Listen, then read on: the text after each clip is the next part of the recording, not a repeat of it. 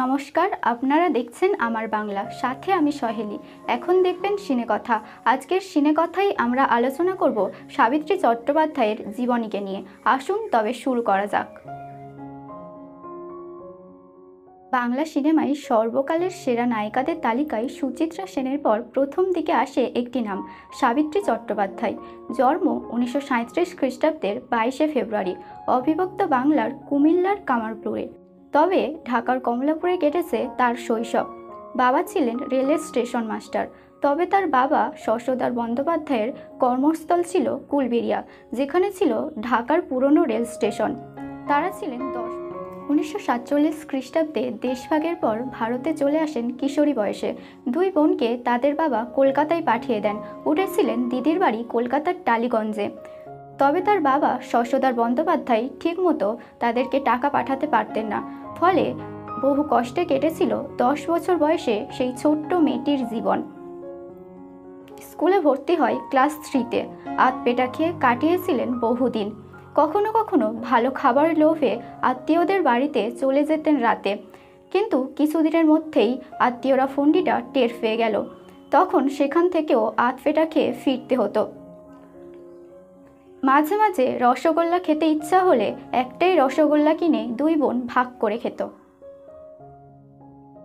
প্রথমে অভিনয়ের জন্য গিয়েছিলেন খালি পায়ে। লক্ষ্য করেন ভানু বন্দ্যোপাধ্যায়। তিনি জিজ্ঞাসা করেন, তুমি খালি পায়ে কেন এসেছো? তখন সাবিত্রী দেবী উত্তরে বলেন, আমার এক জোড়া জুতো, যেটা পরে আমি স্কুলে যাই, সেটাও খানিকটা ছিঁড়ে গেছে। সেই সময় তাকে জুতো কিনে দেন ভানুবাবু।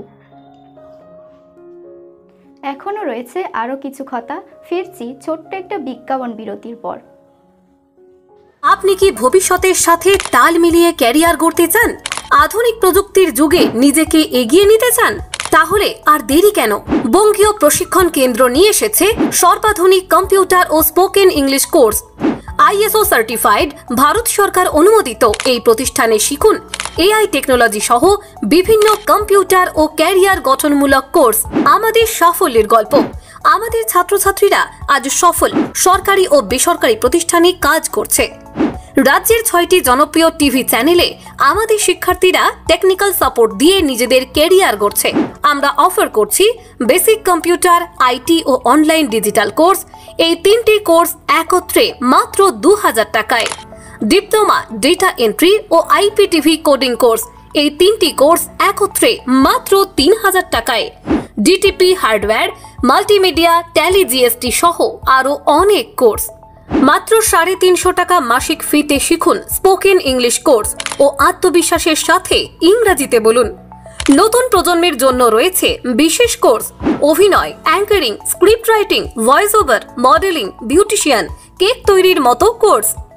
বিশেষ সুযোগ, গরিব ও দুস্থ ছাত্রছাত্রীদের জন্য রয়েছে বিশেষ ছাড়। আমাদের ঠিকানা ডায়মন্ড হারবার, ভারত সেবাশ্রম সংঘের কাছে, লেভেল ক্রসিং গেটের সামনে।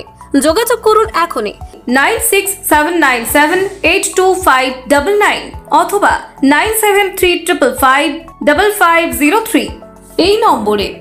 বঙ্গীয় প্রশিক্ষণ কেন্দ্র, দক্ষতা ও সাফল্যের ঠিকানা। আজই যোগ দিন, ক্যারিয়ার গড়ুন।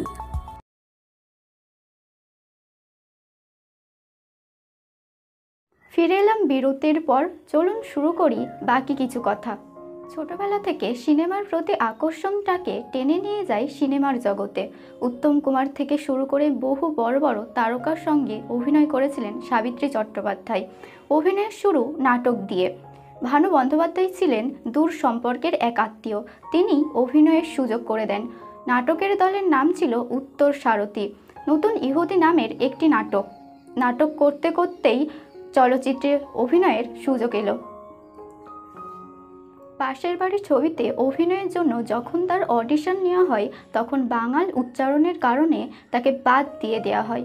কিন্তু আর কোনো ভালো অভিনেত্রীকে না পেয়ে আবার ফিরে আসতে হয় সাবিত্রী দেবীর কাছে। 200 টাকা মাস মাইনের শিল্পী তখন তিনি। পাশের বাড়ির শুটিংও বন্ধ ছিল কিছুদিন। সেই সময়ে জীবনটা কেটেছিল বহু কষ্টে।